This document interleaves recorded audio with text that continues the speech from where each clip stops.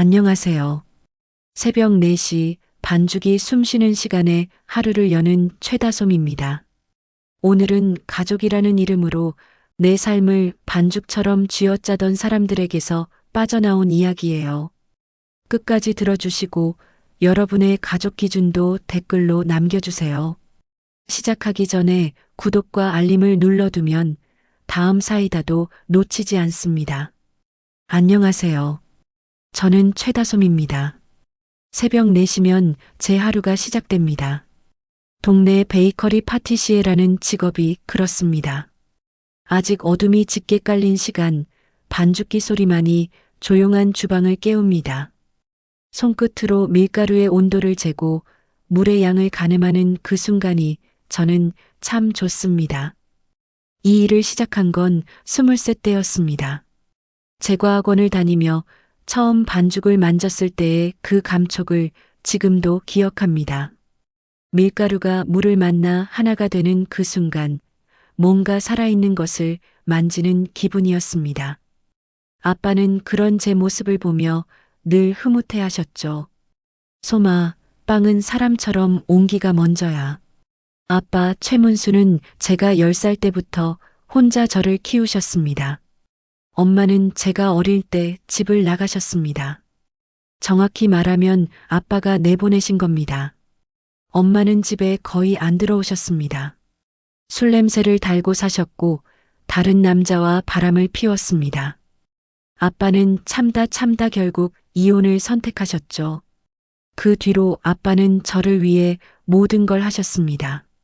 낮엔 포장마차 장사 준비를 하시고 밤엔 시장 앞에서 떡볶이와 오뎅을 팔았습니다. 비가 오나 눈이 오나 빠지지 않으셨습니다. 새벽에 들어오셔서도 제 도시락을 싸주시고 학교에 데려다 주셨습니다. 우리 딸 학교 가야지. 아빠가 태워줄게. 아빠 차는 낡은 경차였습니다. 겨울엔 히터도 잘 안 나왔습니다. 그래도 아빠는 저를 꼭 차에 태워 데려다 주셨습니다. 친구들은 엄마가 도시락을 싸줬지만 저는 아빠가 싸주셨습니다. 처음엔 좀 창피했습니다. 하지만 시간이 지나며 그게 얼마나 큰 사랑인지 알게 됐습니다. 제가 제과 일을 하겠다고 했을 때도 아빠는 반대하지 않으셨습니다. 내가 좋아하는 일하는 게 제 일이지. 아빠가 도와줄 테니까 걱정 마. 학원비가 만만치 않았습니다. 그런데 아빠는 밤 장사를 더 열심히 하셨습니다. 주말엔 낮 행사장 아르바이트까지 하셨습니다. 제가 자격증을 딸 때까지 단 한 번도 힘들다는 소리를 안 하셨습니다. 25세 저는 동네 작은 베이커리에 취직했습니다. 처음엔 보조였지만 점점 실력을 인정받았습니다. 30 무렵엔 헤드 파티시에가 됐습니다. 월급도 꽤 괜찮아졌습니다. 그때부터 제가 아빠를 챙기기 시작했습니다. 아빠, 이제 포장마차 그만하고 쉬세요. 아니다. 아빠는 아직 팔팔해. 그리고 솜이 빵 굽는 거 보면 아빠도 같이 있고 싶단다. 결국 아빠는 포장마차를 정리하고 제가 일하는 빵집에 오셨습니다. 주방 보조로요. 설거지를 하시고 재료를 나르시고 오븐을 관리하셨습니다. 사장님도 아빠를 좋아하셨습니다.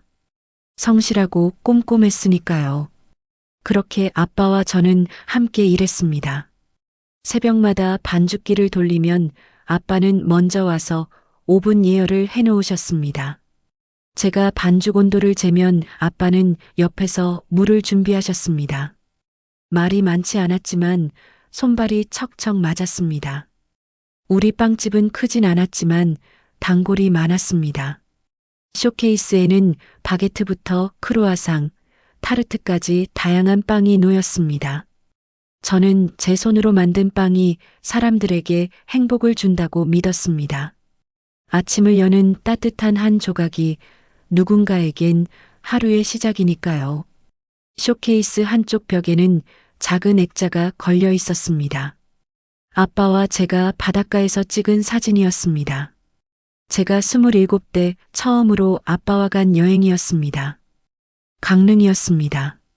아빠는 바다를 보며 정말 좋아하셨습니다. 다음엔 여기서 빵 장사 한번 해볼까? 바다 보면서 각 구운 빵 먹으면 얼마나 좋겠냐. 그건 농담이 아니었습니다. 아빠는 진심이었습니다. 그래서 저는 그 사진을 액자에 넣어 가게에 걸어뒀습니다. 우리의 작은 꿈이었으니까요. 결혼 전까지 저는 아빠와 정말 행복했습니다. 돈이 많진 않았지만 부족함도 없었습니다. 무엇보다 서로를 믿고 의지할 수 있는 사람이 있다는 게 큰 힘이었습니다. 아빠는 제게 세상에서 가장 소중한 사람이었습니다. 그런데 결혼 후 모든 게 조금씩 변하기 시작했습니다. 처음엔 몰랐습니다. 아주 천천히 조금씩 균열이 생겼으니까요. 쇼케이스 벽에는 작은 액자 옆에 큰 액자가 하나 더 걸렸습니다. 시댁 식구들과 함께 찍은 가족 사진이었습니다. 남편 박재환이 걸어둔 거였습니다. 저는 처음 봤을 때 좀 이상하다 싶었습니다. 크기가 너무 달랐거든요. 아빠와 찍은 사진은 손바닥만 했는데 시댁 사진은 A사 크기였습니다. 나란히 걸려 있으니 뭔가 불균형해 보였습니다. 재환 씨, 사진 크기가 너무 다른 것 같아요. 아, 그래. 사람 수가 많으니까 크게 뽑았지. 나중에 아버님 사진도 크게 바꿀까? 그렇게 말하고선 재환은 바꾸지 않았습니다. 저도 굳이 다시 말하진 않았습니다. 사진 크기 가지고 싸우고 싶진 않았으니까요. 그냥 그러려니 했습니다. 하지만 지금 생각해보면 그게 시작이었습니다. 작은 신호였습니다. 재환에게 중요한 건 자기 쪽 가족이었고 제 아빠는 그보다 작은 존재였던 겁니다. 액자 크기가 그걸 말해주고 있었는데 저는 그때 몰랐습니다. 새벽 반죽을 하며 저는 가끔 그 액자들을 봤습니다. 작은 액자 속 아빠는 웃고 계셨습니다. 바다를 보며 행복해 하시던 그 표정 그대로였습니다. 그 옆에 큰 액자 속엔 6명이 있었습니다. 시아버지, 시어머니, 시누이, 재환, 저, 그리고 제 아들 도유리까지요. 반죽기가 멈추면 아빠는 늘 이렇게 말씀하셨습니다. 소마, 바게트는 기다림이 맛이다. 네, 아빠. 오늘은 크루아상 50장 더 준비할게요. 그래. 우리 딸 손은 마법 손이야. 아빠 손은 거칠었습니다. 평생 일만 하셨으니까요. 그런데 반죽을 만질 땐 참 부드러웠습니다. 재료를 다룰 땐 누구보다 조심스러웠습니다. 아빠는 빵을 사람처럼 대했습니다. 온도를 재고 시간을 지켜주고 기다려줬습니다. 저도 그렇게 배웠습니다. 빵은 급하게 만드는 게 아닙니다. 천천히 발효시키고 정성껏 구워야 제맛이 납니다. 사람도 마찬가지라고 아빠는 말씀하셨습니다. 급하게 판단하지 말고 천천히 지켜봐야 한다고요. 그 말이 맞았습니다. 시간이 지나며 사람들의 본 모습이 보이기 시작했으니까요. 처음엔 다들 좋아 보였습니다. 하지만 천천히 조금씩 균열이 드러났습니다. 마치 잘못 구운 빵이 식으며 갈라지듯이요. 새벽 4시 반죽기 소리만 들리는 그 시간이 저는 참 좋았습니다. 세상이 조용하고 제 손끝에만 집중할 수 있는 시간이었으니까요. 아빠가 옆에 계실 땐 더 좋았습니다. 말은 많지 않아도 함께 있다는 것만으로 든든했으니까요. 그게 제 행복이었습니다. 작지만 따뜻한 행복이었습니다. 그 행복이 언제까지 갈 줄 알았습니다. 하지만 세상 일은 제 뜻대로만 되지 않더군요. 서서히, 정말 서서히 모든 게 변하기 시작했습니다. 26살 봄이었습니다. 저는 그때 처음으로 결혼을 생각했습니다. 상대는 빵집 단골 손님이었습니다. 김민준이라는 이름의 회사원이었죠. 매일 아침 출근길에 들러 바게트와 아메리카노를 사가던 사람이었습니다. 처음엔 그냥 손님이었습니다. 그런데 어느 날부터 대화가 시작됐습니다. 오늘 빵이 맛있다는 말, 새로운 레시피가 기대된다는 말들이 오갔습니다. 그렇게 조금씩 가까워졌습니다. 몇 달 뒤 민준 씨는 용기를 내서 제게 커피를 청했습니다. 저도 거절하지 않았습니다. 솔직히 나쁘지 않았거든요. 성실해 보였고 말투도 공손했습니다. 연애는 순조로웠습니다. 민준 씨는 제 일을 존중해줬습니다. 새벽에 일어나야 하는 저를 이해해줬고 주말에도 일이 있으면 혼자 시간을 보냈습니다. 아빠도 민준 씨를 좋아하셨습니다. 저 친구 괜찮은 것 같다며 흐뭇해 하셨죠. 1년쯤 만났을 때 민준 씨가 청혼을 했습니다. 레스토랑에서였습니다. 반지도 준비해 왔더군요. 저는 기뻤습니다. 드디어 제 가정을 꾸릴 수 있다는 생각에 설렜습니다. 결혼해달라는 그의 말에 저는 좋다고 대답했습니다. 양가 상견례도 잡았습니다. 민준 씨 부모님을 만나는 자리였습니다. 저는 긴장했지만 최선을 다해 준비했습니다. 아빠도 평소 안 하던 정장까지 차려입으셨습니다. 식당에서 만난 민준 씨 부모님은 처음엔 친절했습니다. 제 일에 대해 물어보시고 관심을 보이셨습니다. 아빠와도 대화를 나누셨습니다. 분위기가 나쁘지 않았습니다. 따님이 참 예쁘다는 말씀, 우리 민준이가 복이 많다는 말씀까지 나왔습니다. 그렇게 상견례는 무사히 끝났습니다. 결혼 준비도 시작했습니다. 예식장을 알아보고 청첩장 디자인을 골랐습니다. 드레스도 맞췄습니다. 모든 게 순조롭게 진행되는 것처럼 보였습니다. 그런데 예식 2달 전이었습니다. 민준 씨에게서 연락이 왔습니다. 만나자는 내용이었습니다. 목소리가 평소와 달랐습니다. 뭔가 심각한 느낌이었죠. 카페에서 만난 민준 씨는 한참을 말을 못하더군요. 그러다 결국 입을 열었습니다. 부모님이 결혼을 반대한다는 말이었습니다. 갑자기 왜냐고 물었더니 제가 최근에 어머니 얘기를 했다고 했습니다. 그게 문제가 됐다는 겁니다. 저는 그제야 이해했습니다. 제 엄마 얘기를 들었다는 겁니다. 엄마가 어떤 사람이었는지, 어떻게 집을 나갔는지 말입니다. 민준 씨 부모님은 그런 어머니를 둔 딸도 비슷할 거라고 판단했답니다. 부모는 자식의 거울이라면서요. 가슴이 철렁했습니다. 제가 뭘 잘못했습니까? 엄마의 잘못이 왜 제 책임이 되는 겁니까? 하지만 민준 씨는 이미 마음을 정한 것 같았습니다. 정말 미안하다고 부모님을 설득해봤지만 안 된다고 말했습니다. 그럼 결혼은 어떻게 되냐고 물었더니 취소해야 한다고 했습니다. 부모님이 절대 안 된다고 하신답니다. 저는 민준 씨 본인 생각은 어떠냐고 물었습니다. 그랬더니 자기도 부모님 말씀이 맞는 것 같다고 했습니다. 부모님이 반대하시는 데는 다 이유가 있다면서요. 그 말을 듣는 순간 눈물이 났습니다. 화가 났습니다. 억울했습니다. 하지만 울면서 매달리고 싶진 않았습니다. 그래서 그냥 일어났습니다. 알겠다고만 말하고 나왔습니다. 집으로 돌아오는 길이 참 멀게 느껴졌습니다. 지하철을 타고 가는데 눈물이 계속 났습니다. 사람들이 쳐다봤지만 신경 쓰이지 않았습니다. 그냥 슬펐습니다. 제가 뭘 잘못했단 말입니까? 엄마가 그렇게 산 게 제 잘못입니까? 집에 도착했을 땐 밤이었습니다. 아빠는 막 들어오신 참이었습니다. 제 얼굴을 보시더니 바로 아셨습니다. 무슨 일 있었냐고 물으셨습니다. 저는 아빠에게 모든 걸 말씀드렸습니다. 민준 씨네 부모님이 엄마 때문에 반대했다는 것, 민준 씨도 결국 부모 편을 들었다는 것까지요. 아빠는 말없이 들으시더니 부엌으로 가셨습니다.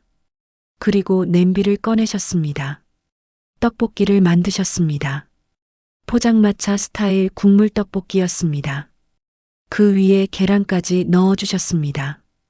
아빠가 직접 만든 떡볶이는 오랜만이었습니다. 먹으라고 하시면서 속이 쓰릴 텐데 뭐라도 먹어야 한다고 하셨습니다. 저는 울면서 물었습니다. 제가 왜 이렇게 재수가 없냐고, 엄마 때문에 제가 피해를 보는 게 억울하다고요. 아빠는 천천히 말씀하셨습니다.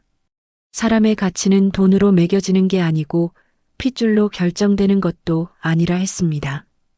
제가 어떤 사람인지는 제가 어떻게 사느냐로 정해지는 거라고 하셨습니다. 그래도 속이 쓰리다고 했더니 아빠는 천천히 씹으라고 하셨습니다. 아빠 떡볶이는 달았습니다. 그런데 또 매웠습니다. 단맛과 매운맛이 동시에 왔습니다. 그게 딱 그때 제 마음 같았습니다. 달콤했던 기억과 쓰라린 현실이 뒤섞여 있었으니까요. 그날 밤 저는 많이 울었습니다. 아빠는 옆에서 제 등을 두드려 주셨습니다. 말씀은 많이 안 하셨습니다. 그냥 곁에 계셨습니다. 그게 저한텐 큰 위로였습니다. 그 뒤로 2년 정도 연애를 안 했습니다. 마음의 문을 닫았습니다. 일에만 집중했습니다. 새벽마다 빵을 굽고 새로운 레시피를 연구했습니다. 그렇게 시간을 보내는 게 낫다고 생각했습니다.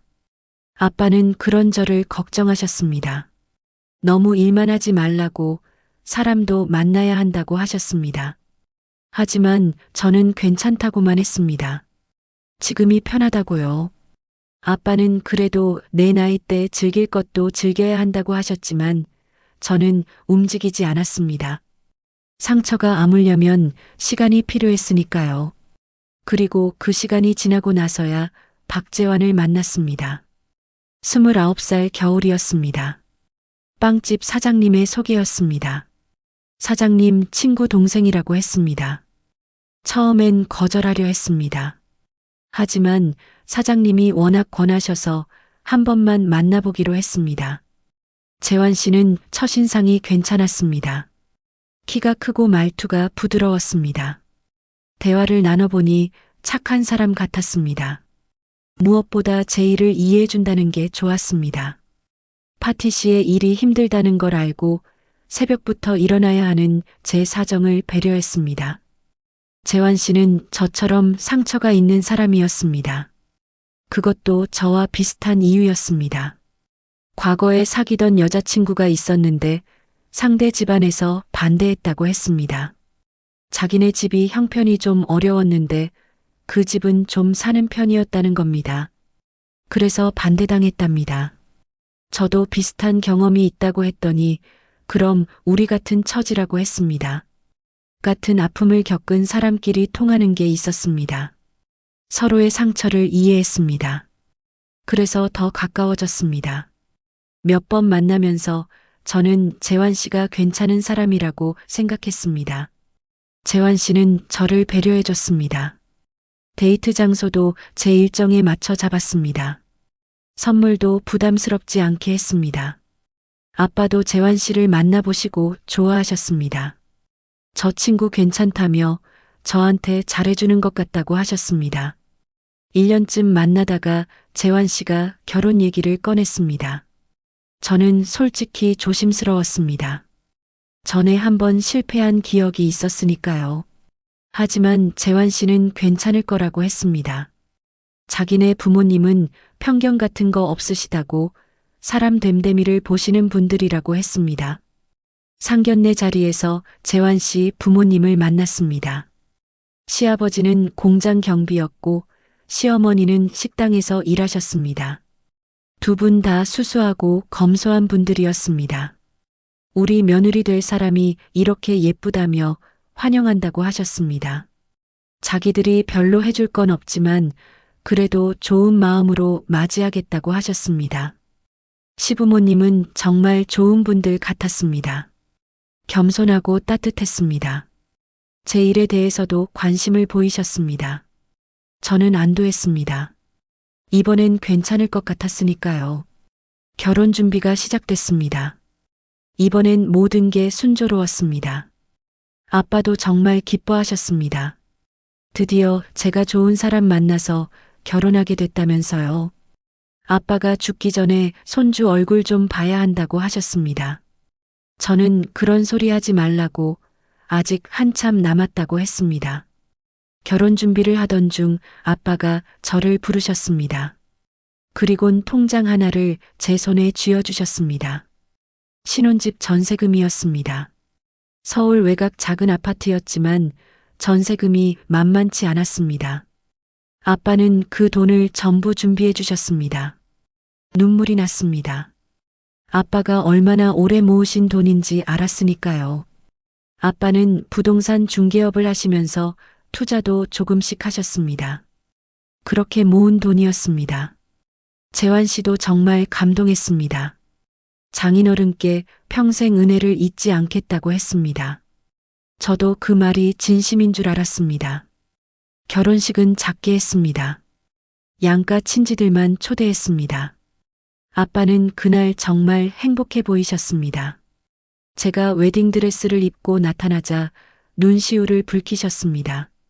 우리 딸 정말 예쁘다고 하셨습니다. 신혼집은 아빠가 마련해 주신 그 아파트였습니다.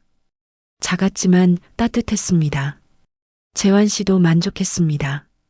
우리 열심히 살아서 나중엔 더 큰 집으로 이사 가자고 했습니다. 결혼 초반엔 정말 행복했습니다. 재환 씨는 착했습니다. 제가 새벽에 나가면 도시락을 싸줬습니다. 집안일도 같이 했습니다. 아빠한테도 잘했습니다. 하지만 조금씩 뭔가 이상한 게 보이기 시작했습니다. 재환 씨가 돈에 유독 민감했습니다. 지출을 할 때마다 계산기를 두드렸습니다. 특히 아빠한테 쓰는 돈에 대해선 더 그랬습니다. 아빠 생신 선물을 뭘 할까 물어봤더니 좋은 거 하나 사드리면 된다고 했습니다. 그런데 너무 비싼 건 부담스럽지 않냐고 했습니다. 마음을 담는 게 중요하다면서요. 처음엔 그러려니 했습니다. 우리도 형편이 넉넉하진 않았으니까요. 하지만 시댁 선물을 살 땐 달랐습니다. 그땐 오히려 더 좋은 걸 사야 한다고 했습니다. 부모님한테는 좀 신경 써야 한다고 체면도 있다고 했습니다.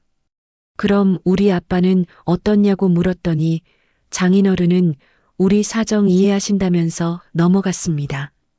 그 말에 뭔가 걸렸지만 넘어갔습니다.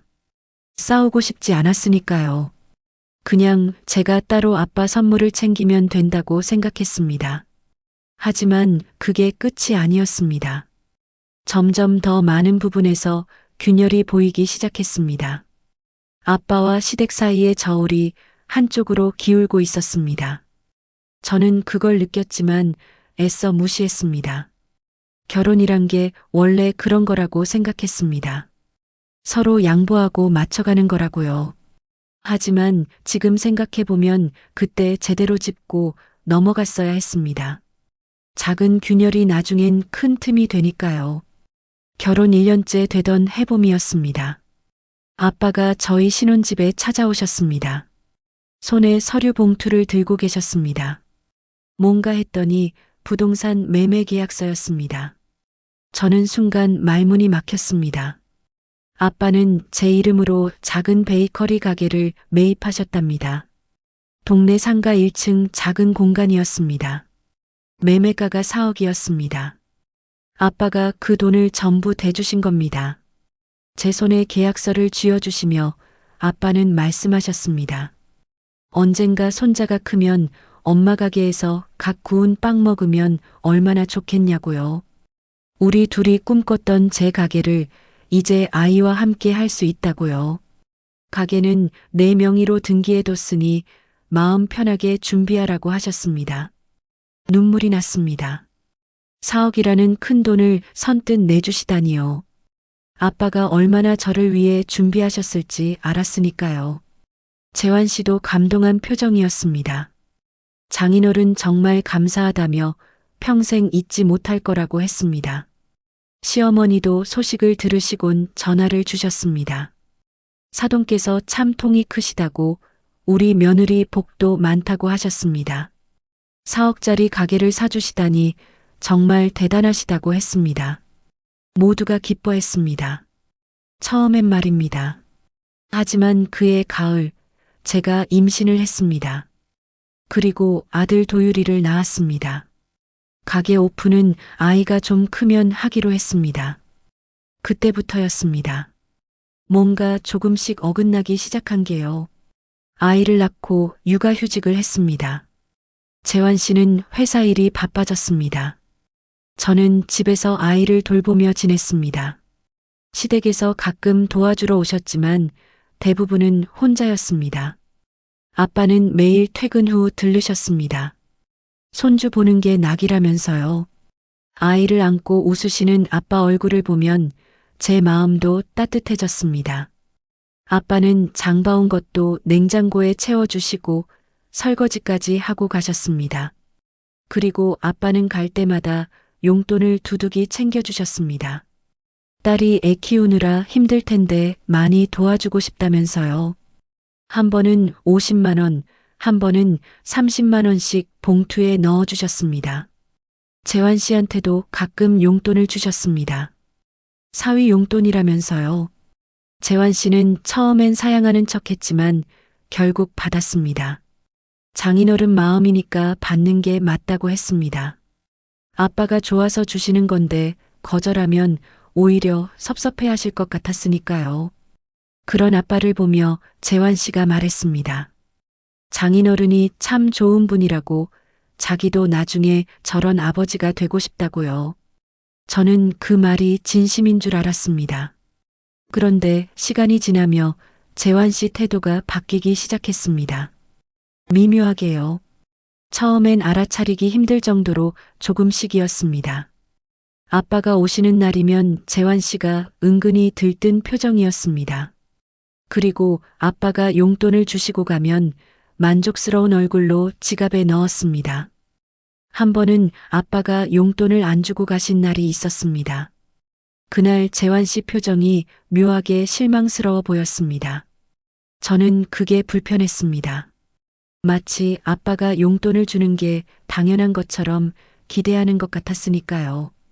아빠 생신이 다가왔습니다. 저는 재환 씨에게 물었습니다. 올해는 뭘 해드릴까요? 재환 씨는 고민하는 척 하더니 말했습니다. 아빠가 낚시를 좋아하시니 좋은 낚싯대 하나 사드리면 어떻겠냐고요. 좋은 생각이라고 했더니 재환 씨가 가격을 검색해 봤습니다. 그리곤 표정이 굳었습니다. 괜찮은 낚싯대가 최소 몇십만 원은 한답니다. 재환 씨는 난색을 표했습니다. 해마다 돌아오는 선물인데 너무 과하지 않냐는 겁니다. 우리 버는 게 그렇게 많은 것도 아니라면서요. 저는 어이가 없었습니다. 그동안 아빠한테 받은 게 얼마인데요? 가게만 해도 4억이 넘는 돈이었습니다. 명절 때마다 손주 보러 오실 때마다 주신 용돈만 해도 수백만 원이었습니다. 신혼집 전세금도 아빠가 대주셨습니다. 그런데 낚싯대 하나가 아깝다는 겁니까? 저는 따졌습니다. 여태 아빠한테 받은 용돈만 해도 얼마인데 설마 그게 아깝다는 거냐고요. 그리고 저번에 아버님 생신 용돈으로 50만 원이나 드렸잖냐고 했습니다.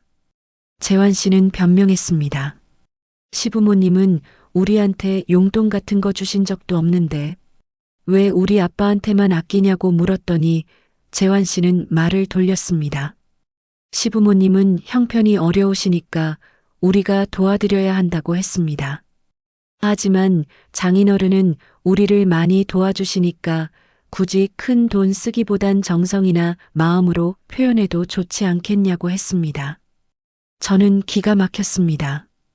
우리 아빠한테 돈을 아끼려는 그 마음부터가 치사한데 무슨 마음을 표현하냐고 했습니다. 처음에만 아빠한테 좀 잘하는 척 하더니 점점 자기 가족만 챙기려고 한다고 했습니다. 재환 씨는 그런 거 아니라고 변명했습니다. 하지만 제 눈엔 분명했습니다. 재환 씨는 변하고 있었습니다.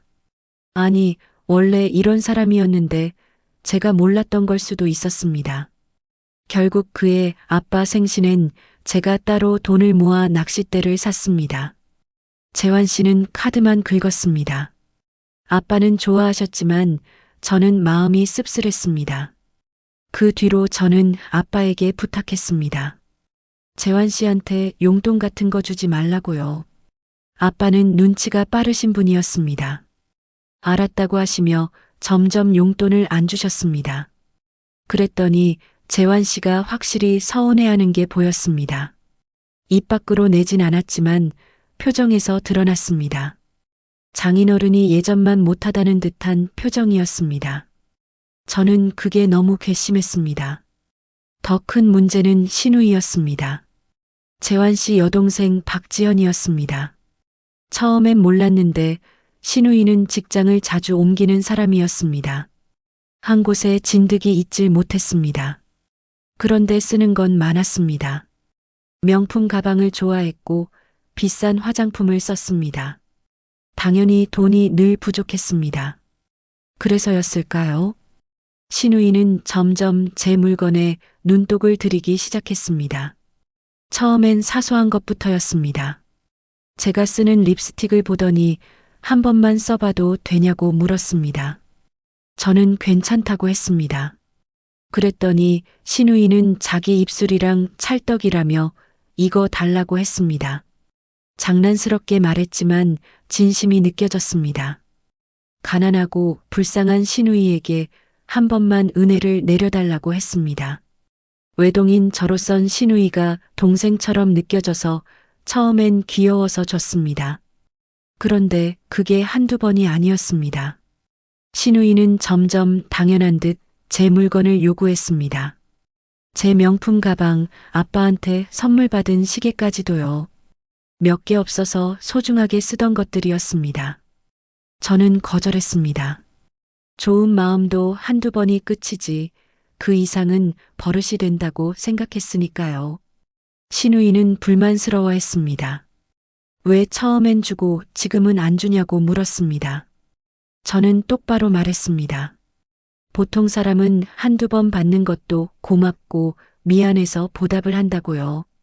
신우이처럼 당연하게 더 많은 걸 바라진 않는다고요. 제 선은 딱 2번이 끝이라고 했습니다. 그리고 물었습니다. 신우이가 저한테 고맙다고 커피라도 한 잔 사준 적 있냐고요. 없다고 했습니다. 가는 것이 있으면 오는 것이 있어야 한다고 했습니다. 신우이는 투덜댔습니다. 새 언니 집도 잘 산다면서요. 사돈이 빵집까지 차려주셨다면서요. 그러더니 1억만 빌려달라고 했습니다. 저는 단칼에 거절했습니다. 빌려줘봤자 안 갚을 게 뻔하다고 했습니다. 신우이는 징징댔지만 저는 끝까지 거절했습니다. 재환 씨는 그런 제게 은근히 서운해했습니다. 가족이면 뭐든 다 퍼줘야 하냐고 물었더니 말을 못하더군요. 그럼 재환 씨 용돈 줄이고 모아서 신우이 명품백 사주라고 했습니다. 그럼 되지 않냐고요. 재환 씨는 아무 말도 못했습니다. 왜 꼭 저한테만, 아니 저희 아빠 돈으로만 희생을 바라는지 이해가 안 됐습니다. 그러다 한 번은 일이 터졌습니다. 다 같이 밖에서 외식을 한 날이었습니다. 저녁 먹고 헤어지는데 제 가방이 없어졌습니다. 분명히 의자에 걸어뒀는데 사라진 겁니다. 나중에 알고 보니 신우이가 슬쩍 들고 도망간 거였습니다. 저녁에 약속이 있다며 먼저 나갔는데 제 물건은 저 몰래 비닐봉지에 다 옮겨 담아두고 갔더군요. 그날 저녁 중요한 약속이 있어 들고 나갔던 가방이었습니다. 저는 바로 경찰에 신고했습니다. 가족이라도 절도는 절도니까요. 지금 잡아두지 못하면 계속 같은 일이 반복될 거라고 판단했습니다. 결국 신우이는 울며 불며 가방을 돌려줬습니다. 저한테 사과도 했습니다. 하지만 시부모님과 재환 씨는 저더러 냉혈한이라고 했습니다. 애가 철이 없어서 실수 좀 한 거 가지고 어떻게 경찰을 부르냐는 겁니다. 가족을 가족이라고 생각은 하냐고 물었습니다. 그냥 돌아오면 말로 잘 타이르면 될 걸 너무 야속하다고 했습니다. 시어머니는 한술 더 떴습니다. 애가 그렇게 가지고 싶어 하면 그냥 가끔 빌려주면서 예쁘게 지내면 될 거 아니냐고 했습니다. 가족끼리 꼭 그렇게 해야 했냐면서요. 저는 대답했습니다. 정 가지고 싶었으면 자기도 모아서 살 생각을 해야 한다고요. 자꾸 가족 하시는데 저는 시누이가 진짜 제 동생이었으면 경찰에 신고도 하고 비 오는 날 맨발로 밖에 내쫓았을 거라고 했습니다. 가족이면 뭐든 다 용서되는 줄 아는 그들이 도저히 이해가 되지 않았습니다. 다행히 그 뒤 시누이는 더는 제 물건을 넘보지 못했습니다. 하지만 저 몰래 계속 재환 씨에게 용돈을 요구하더군요. 재환 씨 통장에서 빠져나간 돈을 보며 저는 알았습니다. 시부모님은 더 노골적이었습니다. 명절 용돈이 적다며 은근히 더 달라고 하셨습니다. 다른 집 자식들은 100, 200씩 턱 준다면서요. 조금만 더 주면 안 되겠냐고 하셨습니다. 그러더니 어느 날 시어머니가 말씀하셨습니다. 요즘 허리가 안 좋아져서 식당 일을 길게 하기가 힘들다고요. 좀 쉬거나 일하는 시간이라도 줄이고 싶은데 그럼 또 생활비가 부족하다고요. 혹시 우리가 한 달에 50만 원씩만 보태주면 안 되겠냐고 하셨습니다. 시아버지도 거들었습니다. 요새 공장 직원들 갑질이 심해져서 너무 서러워서 일을 하기가 싫다고요. 우리가 조금만 보태주면 좀 쉬면서 다른 일자리 알아보면 좋을 것 같다고 했습니다. 둘 다 일을 그만두려면 50은 택도 없고 최소한 100만 원 정도는 어떻게 안 되겠냐는 겁니다. 저는 황당했습니다. 시어머니는 평소에 지인들과 등산도 자주 다니고 일주일에 3번씩 동네 에어로빅 학원도 다니던 분이었습니다. 허리가 아프다던 분이요. 시아버지가 일하시는 공장에도 제가 한번 들렸었는데 직원들이 엄청 깍듯하게 인사를 하시더군요. 명절마다 선물 세트도 고급으로 받아오시는 걸 봤습니다. 그런데 일을 하기 싫다고 용돈을 100만 원씩 달라니 정말 너무하다 싶었습니다. 저는 정중하게 거절했습니다. 저도 맞벌이하고 애 키우느라 그럴 만한 사정은 안 된다고요. 허리 아프시면 좋은 병원 좀 알아봐 드릴까요?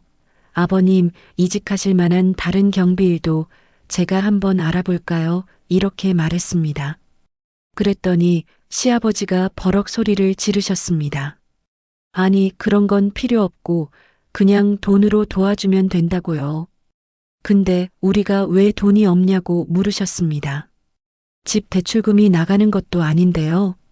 그리고 혹시 사돈께서 도와주시냐고 물으셨습니다. 가게까지 차려주시고 돈도 잘 버신다면서요. 하나밖에 없는 외동딸한테 생활비 같은 거 안 주시냐고요. 저는 정말 기가 막혔습니다. 정중하게 거절한 제 말에 돌아온 시부모님 말을 듣고 황당하더군요.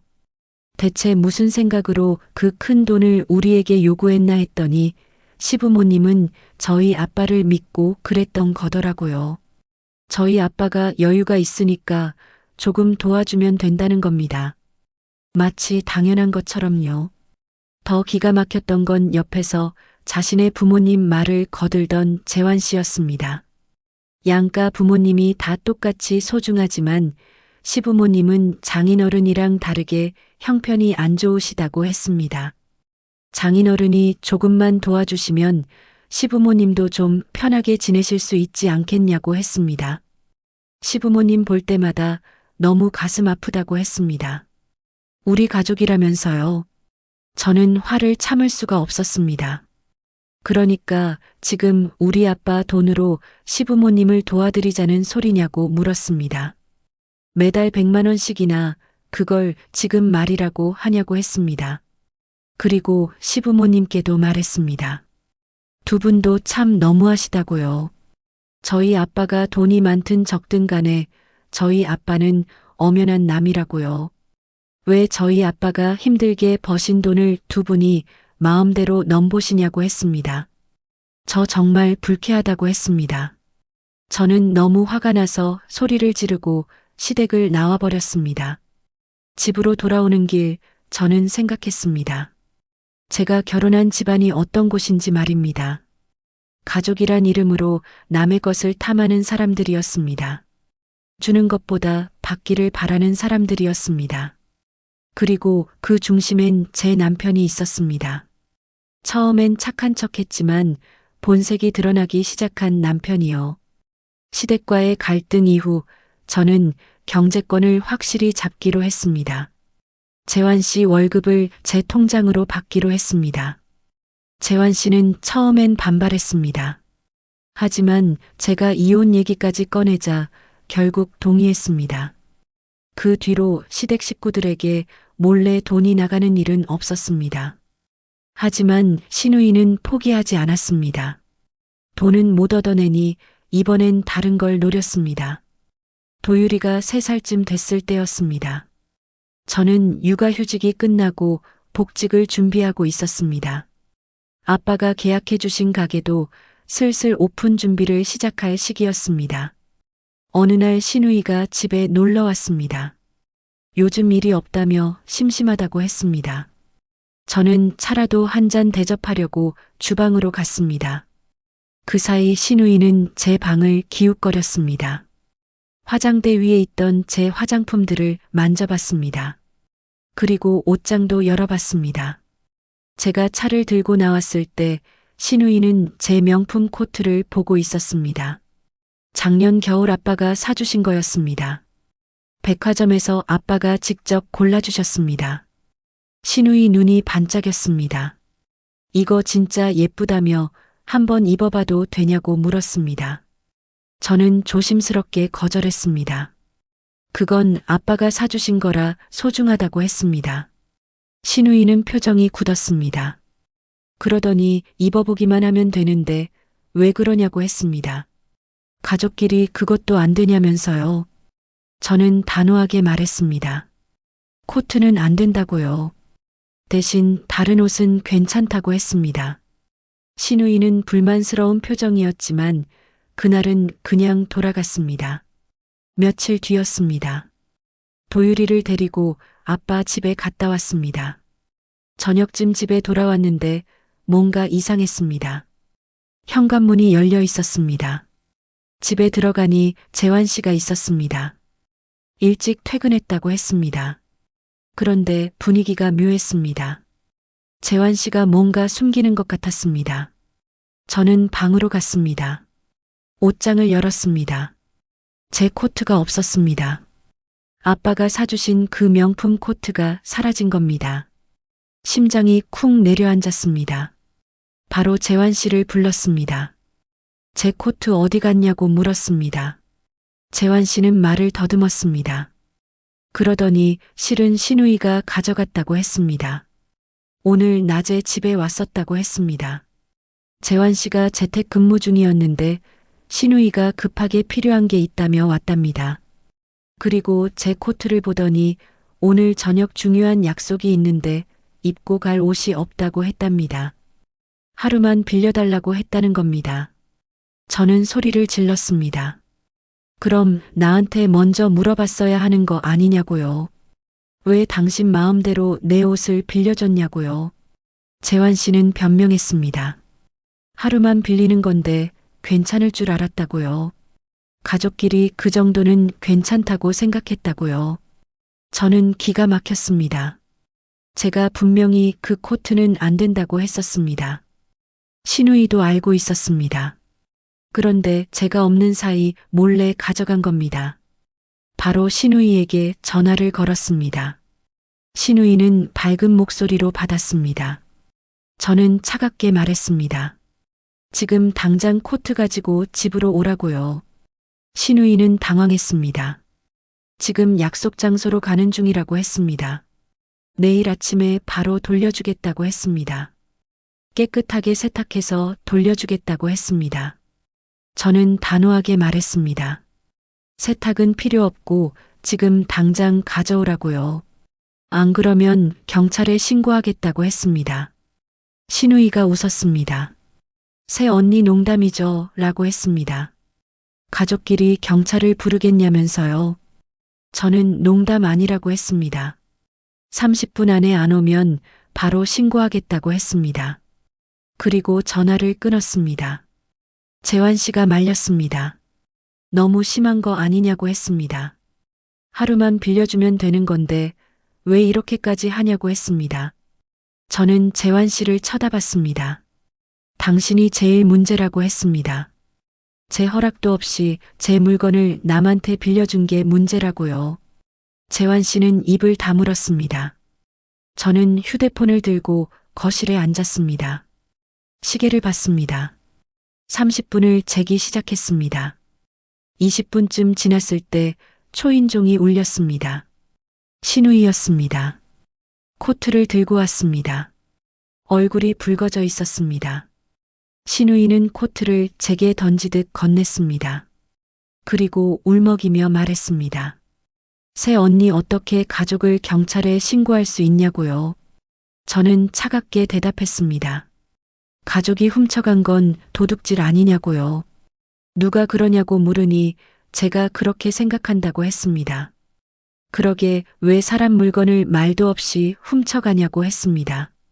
저는 신우이를 바로 경찰에 신고할 뻔했다고 했습니다. 신우이는 울기 시작했습니다. 재환 씨가 제 팔을 잡았습니다. 좀 그만하라고 했습니다. 동생이 잘못했으니 이제 됐다고 했습니다. 저는 재환 씨 손을 뿌리쳤습니다. 아니라고 했습니다. 이번에 제대로 짚고 넘어가지 않으면 또 이런 일이 생긴다고 했습니다. 신우이에게 말했습니다. 이번이 마지막이라고요. 다음에 또 이런 일 있으면 진짜 경찰에 신고하겠다고 했습니다. 가족이든 아니든 상관없다고 했습니다. 신우이는 흐느끼며 나갔습니다.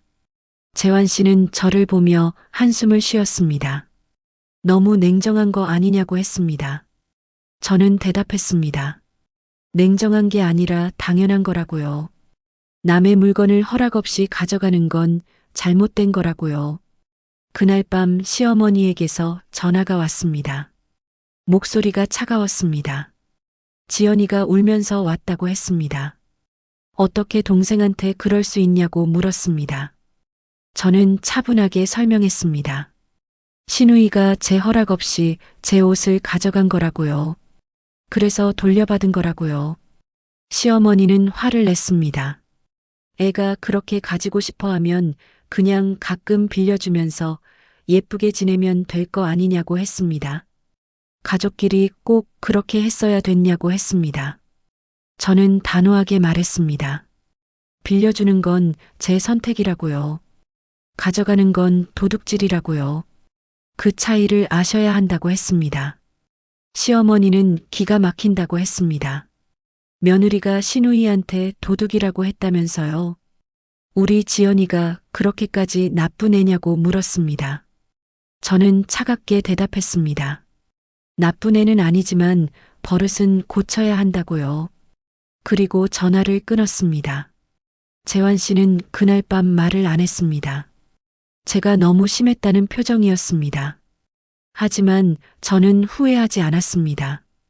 다음 날 아빠에게 전화를 드렸습니다. 어젯밤 일을 말씀드렸습니다. 아빠는 잠시 침묵하시더니 말씀하셨습니다. 잘했다고요. 선을 지키는 건 중요하다고요. 가족이라고 해서 무조건 용서하고 넘어가는 건 아니라고 하셨습니다. 아빠 말씀에 힘이 났습니다. 제가 잘못한 게 아니었구나 싶었습니다.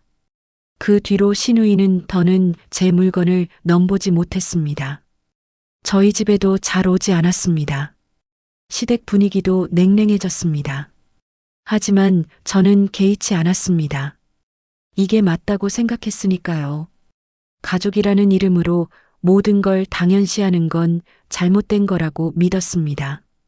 재환 씨는 점점 저한테 불만이 쌓여가는 게 보였습니다. 자기 가족을 너무 차갑게 대한다고 생각하는 것 같았습니다. 저도 재환 씨한테 실망이 쌓여갔습니다. 아내보다 자기 가족 편만 드는 남편이 이해가 안 됐습니다. 우리 결혼 생활엔 금이 가고 있었습니다. 처음엔 작은 금이었지만 점점 커져가고 있었습니다. 하지만 저는 아직 이혼을 생각하진 않았습니다. 아이도 있었고 아빠도 손주 때문에 행복해 하셨으니까요. 그냥 참고 살면 되겠지 싶었습니다. 시댁하고만 거리를 두면 괜찮겠지 생각했습니다. 하지만 제 생각은 너무 순진했습니다. 진짜 문제는 이제 시작이었으니까요. 그리고 그 문제는 제가 전혀 예상하지 못한 곳에서 터져 나왔습니다. 아빠에게서 말입니다. 2024년 2월이었습니다. 아빠에게서 전화가 왔습니다. 병원에 좀 다녀왔다는 말씀이었습니다. 건강검진 결과가 안 좋게 나왔다고 하셨습니다. 정밀 검사를 받아야 한다고 했습니다. 저는 가슴이 철렁했습니다. 무슨 검사냐고 물었더니 아빠는 괜찮을 거라고만 하셨습니다. 걱정하지 말라고 하셨습니다. 하지만 저는 불안했습니다. 아빠 목소리가 평소와 달랐습니다. 뭔가 숨기시는 것 같았습니다. 일주일 뒤 아빠가 저를 부르셨습니다. 병원에 함께 가자고 하셨습니다. 검사 결과를 듣는 날이었습니다. 병원 진료실에서 의사 선생님을 만났습니다. 선생님은 CT 사진을 보여주셨습니다. 그리고 조심스럽게 말씀하셨습니다. 췌장암이라고 했습니다. 그것도 사기라고 했습니다. 이미 다른 장기로 전이가 됐다고 했습니다. 저는 귀가 멍했습니다. 췌장암이라니요. 사기라니요. 그게 무슨 소리입니까? 의사 선생님은 계속 설명하셨습니다. 수술은 어렵다고 했습니다. 항암 치료를 시도해 볼 수는 있지만 완치는 힘들다고 했습니다. 여명은 길어야 6개월 정도라고 했습니다.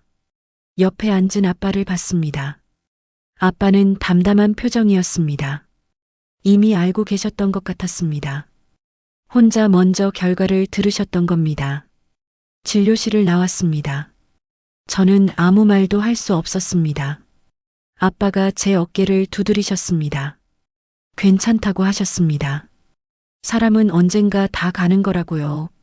자기는 충분히 행복하게 살았다고 하셨습니다. 저는 울음이 터졌습니다.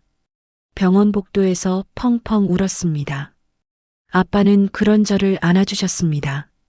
집으로 돌아와 재환 씨에게 말했습니다. 재환 씨도 충격을 받았습니다. 장인어른이 그렇게 건강해 보이셨는데 어떻게 이런 일이 있냐고 했습니다. 저는 가게를 닫았습니다. 최소 6개월은 쉬어야 할 것 같았습니다. 아빠 곁에 있고 싶었습니다. 재환 씨는 말렸습니다. 아이도 있고 생활비도 나가는데 어떻게 둘 다 쉬냐고 했습니다. 왔다 갔다 하면 되지 않냐고 했습니다. 저는 고개를 저었습니다. 싫다고 했습니다. 1년이 됐든 2년이 됐든 아빠 옆에 있을 거라고 했습니다. 효도할 수 있는 날이 오래 남았다고 생각했습니다. 하지만 아빠의 남은 날이 그렇게 짧을 거라곤 상상도 못했습니다. 아빠는 항암 치료를 시작하셨습니다. 3주에 한 번씩 병원에 가셨습니다. 저는 매번 함께 갔습니다. 항암 부작용이 심했습니다. 구토가 계속됐습니다. 입맛이 없어지셨습니다. 머리카락도 빠지기 시작했습니다. 저는 아빠 곁에서 정성을 다해 간병했습니다. 아이 때문에 집을 오가야 했지만 될 수 있는 한 계속 아빠 옆을 지켰습니다. 재환 씨도 가끔 병문 안을 왔습니다. 아빠 손을 잡고 울기도 했습니다. 장인어른께 그동안 못나게 굴어서 죄송하다고 했습니다. 사위 노릇 더 잘했어야 했다고 했습니다. 그래도 양심은 있었구나 싶었습니다. 재환 씨의 그런 모습이 조금은 고마웠습니다. 시부모님도 몇 번 문병을 오셨습니다. 시누이도 한 번 왔습니다. 그동안 사이가 어땠든 간에 그때만큼은 고마웠습니다. 하지만 아빠 상태는 점점 나빠졌습니다. 항암 치료 효과가 미미했습니다. 암은 계속 자라고 있었습니다. 3개월쯤 지났을 때 의사 선생님이 말씀하셨습니다. 더 이상 항암 치료를 계속하는 게 의미가 없을 것 같다고요. 오히려 고통만 가중시킬 뿐이라고요. 호스피스 병원으로 옮기는 게 어떻겠냐고 하셨습니다. 편안한 여생을 보내실 수 있도록 도와드리는 게 최선이라고 했습니다. 무너지는 마음이었습니다. 하지만 받아들여야 했습니다. 아빠를 위한 선택이었으니까요. 호스피스 병원으로 옮겼습니다. 조용하고 아늑한 곳이었습니다. 창밖으로 작은 정원이 보였습니다. 아빠는 그곳에서 조금 편안해 보이셨습니다. 통증 관리를 받으시니 표정이 좀 나아지셨습니다. 저는 매일 아빠와 대화를 나눴습니다. 어릴 적 추억을 되새겼습니다. 아빠가 만들어주시던 음식들을 떠올렸습니다. 어느 날 아빠가 물으셨습니다. 기억하냐고요? 엄마랑 이혼하시기 전에 아빠가 만들어주시던 토끼 모양 오므라이스요. 저는 웃었습니다. 기억한다고 했습니다. 사실 못생겼었다고 솔직하게 말했습니다. 아빠도 웃으셨습니다. 알았다고 하셨습니다. 김을 오려서 눈썹 만들고 계란 흰자랑 김으로 눈동자 모양을 냈었다고요. 집에 관심 없던 엄마 대신 저한테 엄마 노릇 아빠 노릇 다 해주려고 얼마나 노력했는지 모른다고요. 그걸 소풍 도시락에 싸줬던 날엔 저한테 괜히 미안했다고 하셨습니다. 친구들한테 놀림 받을까 봐요. 자기가 생각해도 그건 너무 못생겼었다고요. 저는 고개를 저었습니다. 미안하긴요 라고 했습니다. 전 오히려 그 서툴게 만들어진 오므라이스에서 아빠의 사랑을 많이 느꼈다고 했습니다. 서툴러도 저를 위해 항상 애써주신 아빠 마음이 느껴졌으니까요. 그리고 말했습니다. 얼른 건강해져서 집에 돌아가자고요. 아빠 저한테 딱 한 번만 그 오므라이스 다시 만들어 달라고요. 아빠는 약하게 웃으셨습니다. 그래, 내가 꼭 힘내서 너 오므라이스 만들어주러 집에 가마 라고 하셨습니다.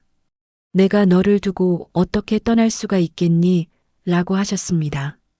저는 아빠 옆에서 끊임없이 희망에 대해 말했습니다.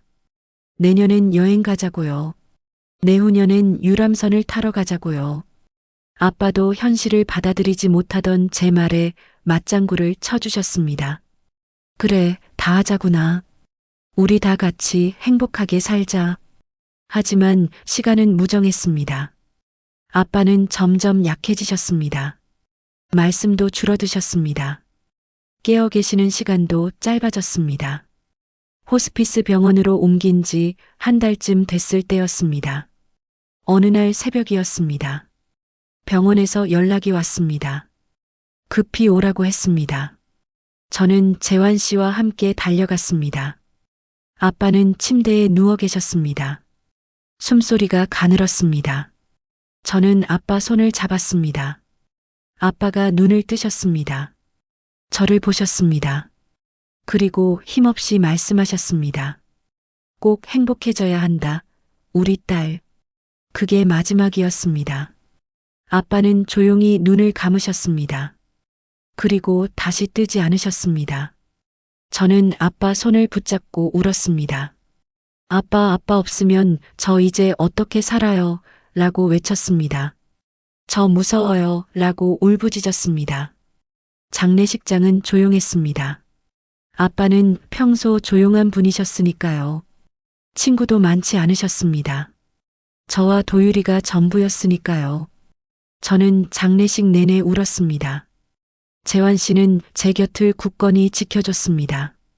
항상 이혼을 생각할 정도로 사이가 멀어졌던 사람인데 그때만큼은 참 든든하더군요. 시부모님도 시누이도 장례식장에 찾아와 저를 위로해줬습니다. 그때만큼은 고마웠습니다. 장례를 치르고 저는 아빠의 유산을 정리하게 됐습니다. 아빠는 모든 걸 제게 남기셨습니다. 구로구에 있던 아빠 아파트는 당시 시세로 약 9억이었습니다. 제 명의로 된 베이커리 가게 건물이 4억이었습니다. 그 외에 예금과 적금이 2억 정도 있었습니다. 총 15억 정도의 재산이었습니다. 저는 그 모든 걸 상속받게 됐습니다. 아빠 차도 있었습니다. 아빠가 몰고 다니시던 외제차였습니다. 몇 년 전에 사신 거였는데 아빠가 얼마나 좋아하셨는지 기억났습니다. 평생 꿈이었다며 좋아하시던 모습이 떠올랐습니다. 이제 그 차의 주인이 제가 된 겁니다. 유품을 정리한 저는 재환 씨와 함께 아빠 차를 끌고 집으로 돌아왔습니다. 차를 운전하는 내내 눈물이 났습니다. 아빠, 무지하게 출세하셨죠? 살면서 한 번은 이런 고급차 몰아보고 싶다고 하시던 아빠였습니다. 재환 씨는 운전하는 제게 손수건을 건네주며 위로해줬습니다. 그때만큼은 고마웠습니다. 하지만 그게 끝이 아니었습니다. 진짜 문제는 이제부터였습니다. 아빠가 남기신 재산을 둘러싼 욕망이 시작되려 하고 있었습니다. 저는 그때 몰랐습니다. 재환 씨와 시댁 식구들이 무슨 생각을 하고 있는지를요. 장례를 치르고 난 다음 날 아침이었습니다. 몸이 무거웠습니다. 며칠간 제대로 못 자서 그런지 온몸이 납덩이 같았습니다. 아빠를 떠나보낸 슬픔에 몸살기까지 겹쳤습니다. 눈을 떠보니 재환 씨가 없었습니다. 주말인데도 집에 없더군요. 도유리도 보이지 않았습니다. 거실로 나갔습니다. 아무도 없었습니다. 핸드폰을 확인했습니다. 재환 씨에게서 문자가 와 있었습니다. 도유리 데리고 우리 집 갔어. 부모님이 보고 싶어 하셔서 천천히 쉬고 있어. 저는 고개를 가로저었습니다. 약 좀 먹고 쉬어야겠다 싶었습니다. 그런데 문득 이상한 느낌이 들었습니다. 현관 쪽을 봤습니다. 신발장 위에 뭔가 없었습니다. 아빠 차 키였습니다. 분명 어제 그곳에 뒀는데 사라졌습니다. 순간 심장이 철렁했습니다. 설마 하는 생각이 들었습니다. 재환 씨가 차 키를 가져간 걸까요? 바로 재환 씨에게 전화를 걸었습니다.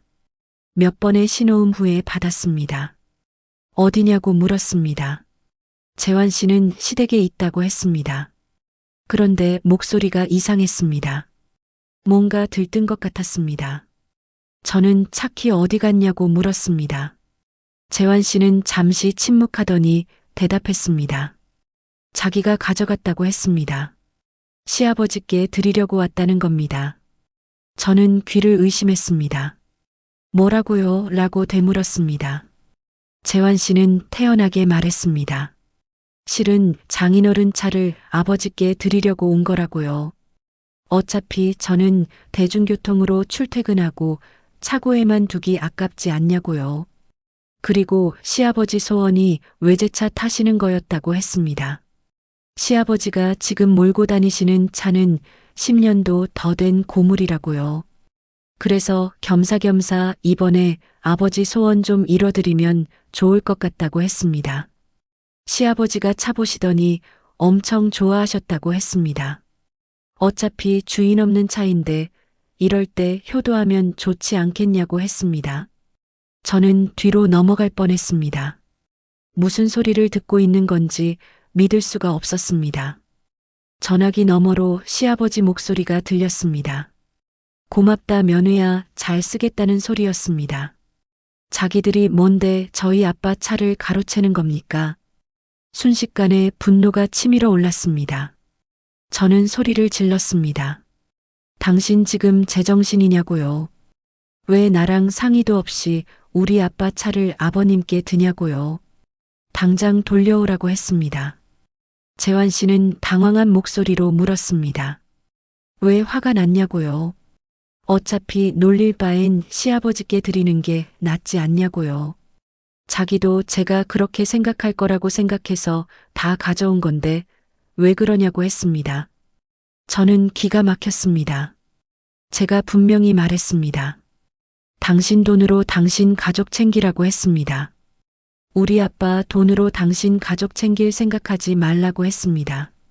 그런데 어떻게 우리 아빠 유품을 당신 맘대로 아버님께 주냐고 물었습니다. 빨리 돌려오지 못하겠냐고 소리쳤습니다. 재환 씨는 제게 그러지 말라고 했습니다. 그동안 당신이 눈치 보느라 부모님께 해드린 것도 없는데 이거라도 드리자고 했습니다. 그때 갑자기 재환 씨 목소리가 바뀌었습니다. 아, 배 아파. 여보, 나 배가 너무 아파. 이따 다시 전화할게. 라고 하더니 전화를 끊어버렸습니다. 저는 다시 전화를 걸었습니다. 한 번, 두 번, 세 번. 재환 씨는 받지 않았습니다. 정말 기가 막혔습니다. 이런 인간을 남편이라고 알고 살았다니요. 저 염치 없는 인간들을 가족이라고 생각했다니요. 바로 시댁으로 쫓아가고 싶었습니다. 하지만 몸이 말을 듣지 않았습니다. 몸살에 걸린 몸이 휘청거렸습니다. 저는 집 서랍을 뒤졌습니다. 남아있던 약을 찾아 먹었습니다. 그리고 소파에 쓰러졌습니다. 눈을 감았지만 잠이 오지 않았습니다. 분노만 계속 치밀어 올랐습니다. 우리 아빠 장례식장에서 눈물을 쏟던 모습은 어디 갔습니까? 사위 노릇 제대로 못해서 죄송하다던 말은 어디 갔습니까? 전부 연기였습니까? 우리 아빠 재산을 노리고 있었던 겁니까? 저녁 무렵 재환 씨에게서 문자가 왔습니다. 아버지가 외제차 생기셨다고 너무 신나신 나머지 양주까지 사오셨어. 축하하고 싶다고.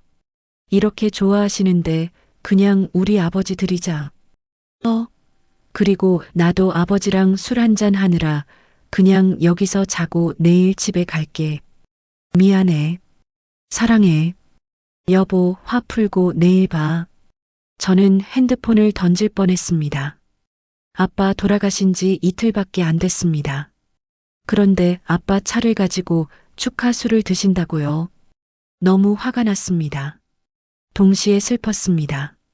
제가 이런 사람과 결혼했다는 게 믿기지 않았습니다. 하지만 저는 치밀어 오르는 분노를 참았습니다. 내일을 기다렸습니다. 내일 제대로 이야기하기로 했습니다.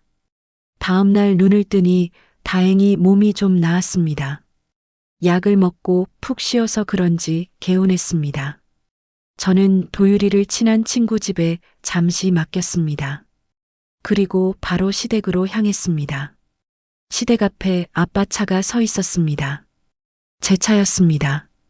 제 명의로 상속받은 차였습니다. 그런데 시댁 앞에 당당히 주차되어 있었습니다. 초인종을 눌렀습니다. 시어머니가 나오셨습니다. 제 얼굴을 보더니 어색하게 웃으셨습니다. 들어가니 다들 모여 있었습니다. 시아버지, 시어머니, 시누이, 그리고 재환 씨까지요. 아침을 먹고 정리 중인 것 같았습니다. 재환 씨는 제 표정을 보더니 움찔했습니다. 저는 차갑게 말했습니다. 할 말이 있어서 왔다고요. 시아버지가 헛기침을 하셨습니다. 그리고 자기가 먼저 할 말이 있다고 하셨습니다. 실은 어제 술 마시면서 가족 회의를 좀 했다고 했습니다. 회의요? 라고 물었습니다. 시아버지는 계속 말씀하셨습니다. 저희 사이가 그동안 좀 소원해지긴 했지만 어쨌든 이제 저희가 저한테 남은 유일한 가족 아니냐고요. 시아버지와 시어머니가 이젠 제게 유일한 부모 아니냐고요. 그런데요, 라고 대답했습니다. 시아버지는 제게 괘씸한 부분도 있었지만 그래도 자기들이 어른이니 혼자 남은 저를 가족으로서 잘 품어주려고 한다고 했습니다. 무릇 가족이란 함께 살 때 더 끈끈해지는 거 아니냐고 했습니다. 그래서 말인데 라고 시아버지가 말을 이었습니다. 아버지가 사시던 집이 억대라며요 라고 했습니다. 9억 정도 안다면서요. 그거랑 저희 집도 팔고 시댁 전세도 빼서 다 같이 큰 집에서 사는 거 어떻겠냐고 했습니다. 그 돈 다 합하면 강남은 못해도 서울의 넓은 브랜드 아파트 하나엔 들어갈 수 있지 않겠냐고 했습니다. 저는 어이가 없어서 웃음이 나올 뻔했습니다. 그러니까 남편과 시댁 식구들은 전날 밤 머리를 맞대고 저희 아빠 재산에 대해 의논을 했던 겁니다. 시아버지의 황당한 말은 거기서 끝이 아니었습니다. 그리고 아버지는 현금 자산만 해도 꽤 되는 것 같던데 우리 그 돈으로 다 같이 넓은 가게 얻어서 큰 한정식집 한번 해보는 거 어떻겠냐고 했습니다. 시어머니가 요리도 잘하지 않냐고요. 시누이랑 시아버지는 서빙하고 카운터 보고 하면 되지 않겠냐고요. 가족 식당, 이거 말만 들어도 낭만적이지 않냐고 했습니다. 가족끼리 똘똘 뭉쳐서 살아야 저도 안정감 생기고 좋다고 했습니다. 재환 씨가 거들었습니다. 장인어른이 마지막에 저를 얼마나 걱정하셨냐고요. 이렇게 장인어른 없이도 가족들과 잘 사는 모습 보여드리면 하늘에서 분명 행복해 하실 거라고 했습니다. 저는 헛웃음이 나왔습니다. 말이 가족 운영이지 시부모님과 당시 백수던 시누이 셋이 가게 차려 운영하고 싶다는 소리 아닙니까? 그 말도 안 되는 말을 옆에서 거들던 재환 씨도 눈을 반짝이며 저를 보던 시어머니와 시누이도 정말 역겹더군요. 그 와중에 아빠 차를 내놓을 생각도 절대 없어 보였습니다. 저는 허탈한 웃음을 지으며 그 빈대 가족에게 말했습니다. 우리 아빠가 제가 등골 빨아먹히고 사는 모습을 행복하게 바라보실 거라고 생각하냐고요. 재환 씨를 쳐다봤습니다. 당신 이러려고 우리 아빠 장례식에서 그렇게 슬픈 척하고 문병 와서 갑자기 잘하는 척했냐고 물었습니다. 우리 아빠 재산 가져갈 생각에 효심이 절로 생겼냐고 했습니다. 재환 씨는 당황했습니다. 아니, 꼭 그랬던 게 아니라고 변명했습니다. 어쨌든 가족이니까 장인어른 유산은 저랑 자기랑 같이 쓰는 게 맞긴 맞다고 했습니다. 자기가 장인어른 투병하시는 동안 저 대신 아이도 잘 돌봤고 장인어른께 사위 노릇도 했다고 했습니다. 장례식 때도 시댁 식구들이 다 문병도 몇 번이나 갔었다고요. 그렇게 가족된 도리했으니까 당연히 자기한테도 권리가 있는 거 아니냐고 했습니다. 저는 차갑게 웃었습니다. 그러니까 돈 때문에 반짝 사이 좋은 척 하려고 했다는 거 맞다고 했습니다. 재환 씨는 꼭 그렇게 극단적으로만 말하지 말라고 했습니다. 자기도 장인어른 돌아가신 거 슬프다고요. 자기도 장인어른 좋아했다고요. 근데 돌아가신 분은 돌아가신 분이고 이젠 산 사람들, 시부모님을 챙겨야 하는 거 아니냐고 했습니다. 저한테 남은 가족은 이제 시댁뿐인데 좀 베풀고 나누면서 예쁘게 살면 얼마나 좋냐고 했습니다. 세상에 가족만큼 소중한 존재 없다면서요.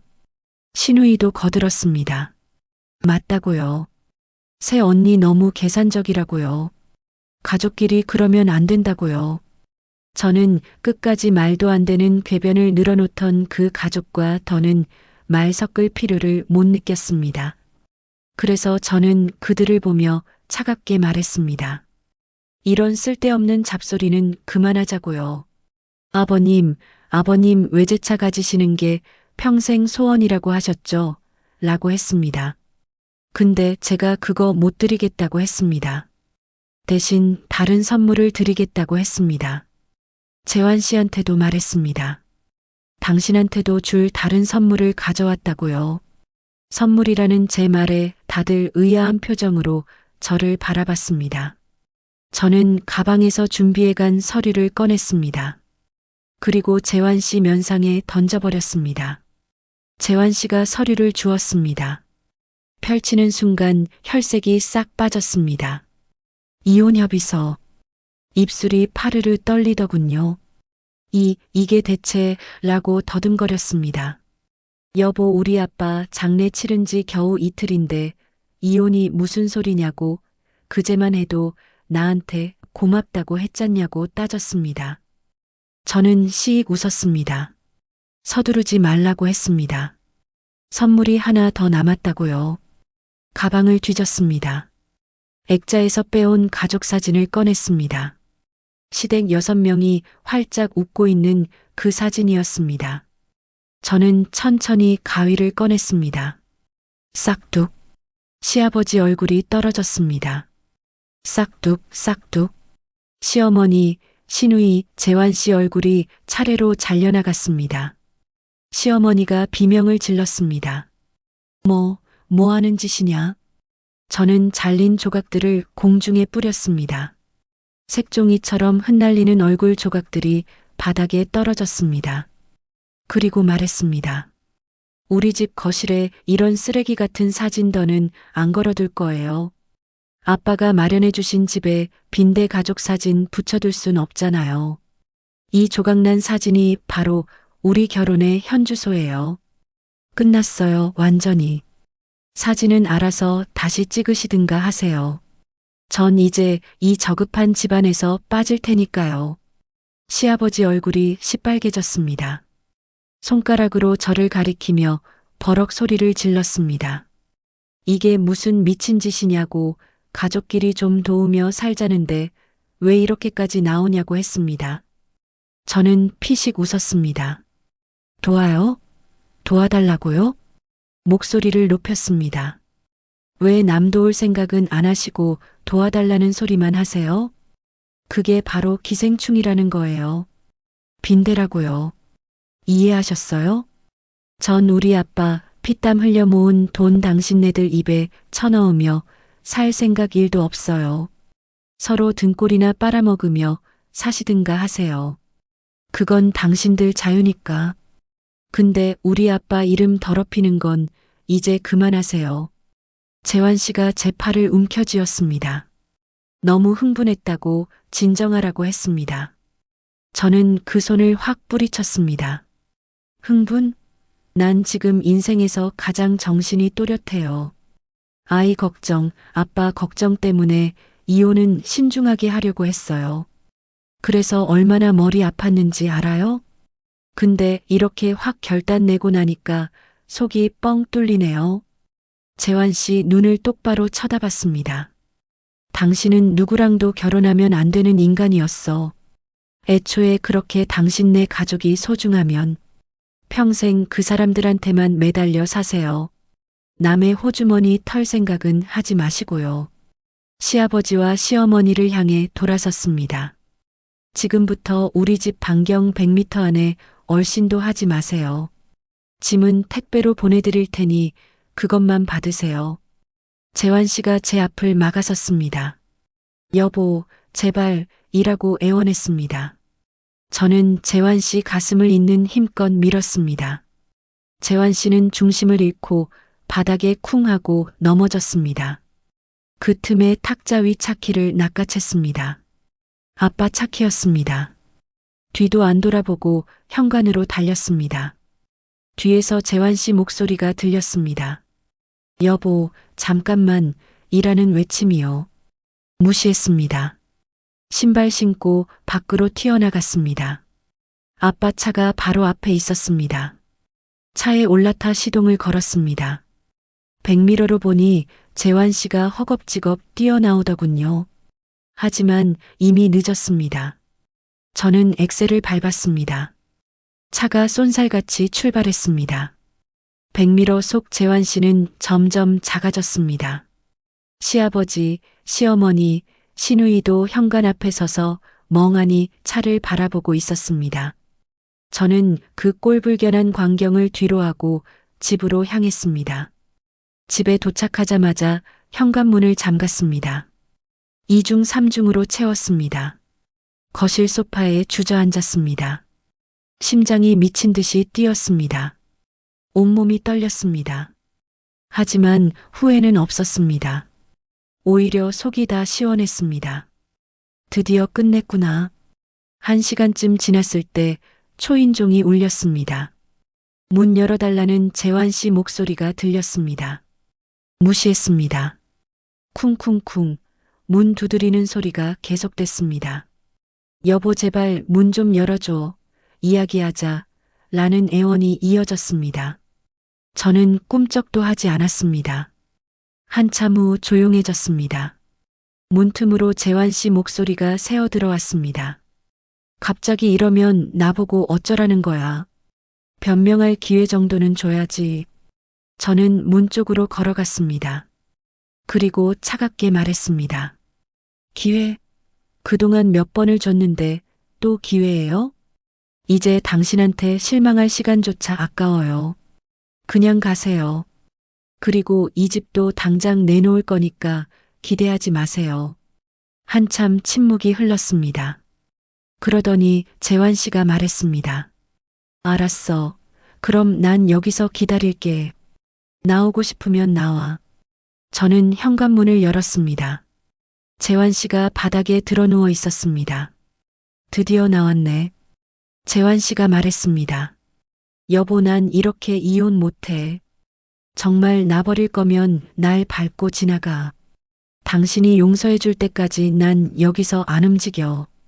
저는 신발을 신는 채로 재환 씨 배를 꾹 밟고 지나갔습니다. 으윽. 재환 씨 신음소리가 들렸습니다. 뒤도 안 돌아보고 친구 집으로 갔습니다. 도유리를 데리러요. 집으로 돌아오니 재환 씨뿐 아니라 시어머니까지 와 있었습니다. 며느야, 우리가 잘못했어. 시어머니가 눈물을 글썽이며 말했습니다. 우리가 너무 성급했지. 너도 아직 마음 정리할 시간이 필요했을 텐데. 이사 얘기는 없었던 걸로 하자. 가게도 내 마음 편할 때 다시 얘기하고. 재환 씨도 거들었습니다. 여보, 내가 우리 부모님께 효도하는 게 그렇게 큰 잘못이야? 난 그냥 우리 가족이 걱정돼서 그랬던 거야. 장인어른 재산 탐낸 게 아니라고. 저는 한숨을 쉬었습니다. 빙빙 돌려 말해도 소용없어요. 결국 남의 돈 탐낸 거잖아요. 전 당신네 끈끈한 가족의 사이에 껴서 피 빨릴 생각 없어요. 당장 돌아가세요. 재환 씨도요. 안 가면 진짜 경찰 불러요. 집단으로 몰려와서 협박하는 거 충분히 신고 사유돼요. 시어머니 얼굴이 굳었습니다. 재환 씨도 말없이 저를 쳐다봤습니다. 제가 정말 경찰에 전화기를 들자 두 사람은 황급히 계단을 내려갔습니다. 제가 한다면 정말 한다는 걸 이미 알고 있었으니까요. 며칠 뒤 재환 씨 짐을 전부 시댁으로 보냈습니다. 그리고 이혼 소송을 제기했습니다. 재환 씨는 아이 양육권을 주장했습니다. 하지만 양육비 계산서를 보더니 태도가 180도 바뀌었습니다. 생각보다 적게 받을 것 같자 바로 아이를 포기했습니다. 끝까지 돈이었습니다. 이 인간에게 중요한 건 재판은 빠르게 진행됐습니다. 재환 씨가 제 동의 없이 재산을 처분하려 했던 증거가 명확했습니다. 문자, 녹음, 증인까지 있었습니다. 법원은 제 손을 들어줬습니다. 이혼 확정. 신혼집을 빼고 아빠 집으로 이사했습니다. 거실 벽엔 아빠와 찍은 바닷가 사진을 크게 인화해 걸었습니다. 사진 속 아빠가 웃고 계셨습니다. 잘했다, 우리 딸. 그렇게 말씀하시는 것 같았습니다. 시간이 흘렀지만 재환 씨는 아직도 미련을 버리지 못했습니다. 면접 교섭 때마다 넌지시 재결합을 암시했습니다. 들리는 소문으론 시부모님이 둘 다 일을 그만뒀답니다. 재환 씨 혼자 온 가족을 먹여 살리고 있다더군요. 시누이도 1년째 백수래요. 면접 교섭 날 재환 씨가 또 그런 소리를 꺼냈습니다. 저는 딱 잘라 말했습니다. 주제 파악 좀 하세요. 애 아빠 아니었으면 당신 쳐다도 안 봤어요. 재환 씨를 벌레 보듯 쳐다봤습니다. 재환 씨는 그 뒤로 입을 다물었습니다. 나중에 알게 된 사실이 하나 더 있습니다. 재환 씨를 소개해줬던 사장님이 미안하다며 진실을 털어놨습니다. 재환 씨의 전 여자친구는 집이 부유했답니다. 그런데 결혼 전부터 재환 씨네 가족이 돈을 노골적으로 요구했답니다. 그래서 파혼당한 거래요. 저한테는 가난해서 파혼당했다고 거짓말을 한 겁니다.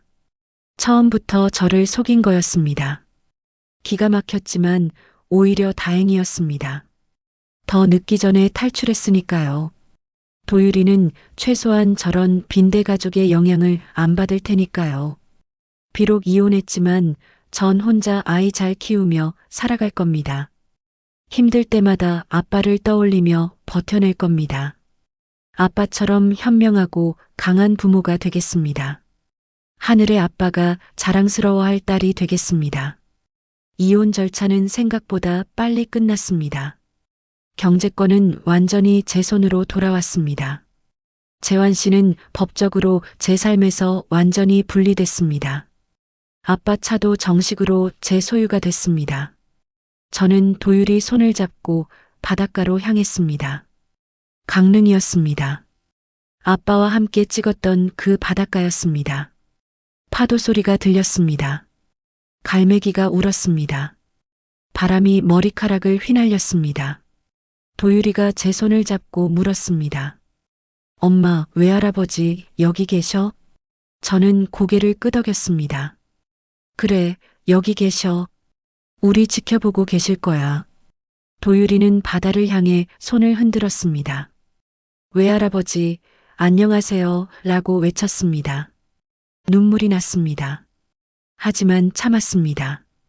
오늘은 울지 않기로 했으니까요. 저는 아빠가 사주신 가게를 정리하고 있었습니다. 본격적으로 오픈 준비를 시작했습니다. 간판도 새로 달았습니다. 솜솜 베이커리라고 이름 붙였습니다. 아빠가 저를 부르던 애칭이었습니다. 가게 한쪽 벽에는 아빠와 찍은 사진을 걸었습니다. 바닷가 사진이었습니다. 이번엔 크게 인화했습니다. 그 옆에 도율이와 찍은 사진도 나란히 걸었습니다. 같은 크기 액자로 맞췄습니다. 이번엔 제가 고른 진짜 가족 사진이었습니다. 새벽 4시면 저는 가게로 향합니다. 반죽기를 돌립니다. 밀가루가 물을 만나 하나가 됩니다. 오븐을 예열합니다. 따뜻한 온기가 퍼집니다. 아빠 말씀이 떠오릅니다. 빵은 사람처럼 온기가 먼저라고 하셨던 그 말씀이요. 저는 이제 압니다. 가족도 마찬가지라는 걸요. 가족은 피로 정해지는 게 아닙니다. 함께 있다는 이유만으로 가족이 되는 것도 아닙니다. 진짜 가족은 서로를 배려하고 책임지는 사람들입니다.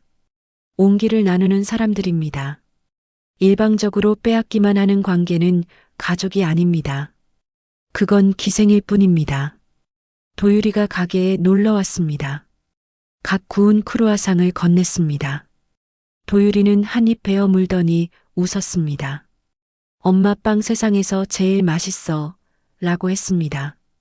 저는 도율이 머리를 쓰다듬었습니다. 그래, 엄마가 맛있는 빵 많이 구워줄게. 면접교섭 날이 돌아왔습니다. 재환 씨가 도율이를 데리러 왔습니다. 예전보다 많이 수척해 보였습니다. 들리는 소문으론 시댁 식구들 모두 재환 씨한테 의지하며 산답니다. 시아버지도 시어머니도 일을 안 하신답니다. 시누이는 여전히 백수래요. 재환 씨가 넌지시 물었습니다. 다솜 씨, 우리 다시 한번 생각해 보면 안 될까요? 저는 고개를 저었습니다. 박재환 씨, 주제 파악 좀 하세요. 애 아빠 아니었으면 당신 쳐다도 안 봤을 거예요. 재환 씨 얼굴이 굳었습니다. 저는 계속 말했습니다. 당신네 가족이랑 평생 행복하게 사세요. 그게 당신이 선택한 삶이잖아요. 재환 씨는 아무 말도 못했습니다. 도율이 손을 잡고 돌아섰습니다. 저는 요즘 새벽마다 빵을 굽습니다. 바게트, 크루아상, 타르트, 스콘. 손님들이 좋아하는 빵들을 만듭니다. 가끔 아빠가 만들어주시려던 오므라이스가 생각납니다. 못생긴 토끼 모양이었지만 그 안엔 아빠의 사랑이 가득했습니다. 저도 도율이에게 그런 부모가 되고 싶습니다. 서툴러도 괜찮습니다. 완벽하지 않아도 됩니다. 중요한 건 진심입니다. 온기입니다. 배려와 책임입니다. 어느 날 도율이가 물었습니다. 엄마, 나중에 우리도 바닷가에서 빵 장사해요. 저는 웃었습니다. 그래, 언젠가 하자. 외할아버지랑 약속했던 거니까. 도율이가 환하게 웃었습니다. 벽에 걸린 아빠 사진을 봤습니다. 아빠도 웃고 계셨습니다. 저는 매일 아침 가게 문을 열며 생각합니다. 오늘도 따뜻한 빵을 구워야지. 손님들에게 행복을 나눠줘야지. 아빠가 그러셨듯이 말입니다. 빵은 기다림이 맛입니다. 가족은 배려와 책임이 반죽입니다. 그리고 진짜 가족은 피가 아니라 마음으로 정해집니다. 여러분에게 가족은 어떤 온도인가요? 저는 이제 압니다. 진짜 가족은 따뜻해야 한다는 걸요. 서로를 데우는 온기가 있어야 한다는 걸요. 일방적으로 빼앗기만 하는 차가운 관계는 가족이 아닙니다. 그건 그냥 빈대일 뿐입니다. 저는 도유리와 함께 따뜻하게 살아갈 겁니다. 아빠가 저에게 그러셨듯이 말입니다. 하늘의 아빠, 저 잘 살고 있어요. 아빠가 자랑스러워할 딸이 되고 있어요. 꼭 행복해라는 아빠 유언 지키고 있어요. 사랑해요, 아빠.